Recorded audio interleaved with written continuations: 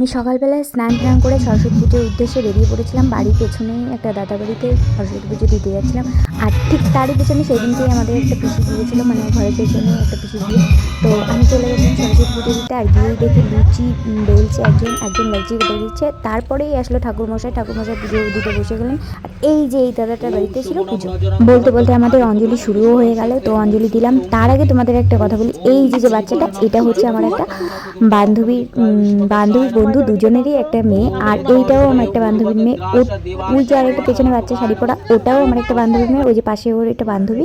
আর এই যে তিনটে বাচ্চা ছিল হাতে খড়ি দেওয়ার, প্রথম বাচ্চাটা এই যে হাতে খড়ি দিয়েছে, একটা দাদার মেয়ে ওকে হাতে খড়ি দিচ্ছে, ঠিক আছে। ও খুব ভালোভাবে হাতে খড়ি। আর এই যে বাচ্চাটা, এই এত পরিমাণ আমার বান্ধবীর মেয়ে এত পরিমাণ কান্না করেছে, বান্ধবী আর বান্ধবীর মেয়ে, মানে ও দিতেই না, আর ও পরে লিখছিল।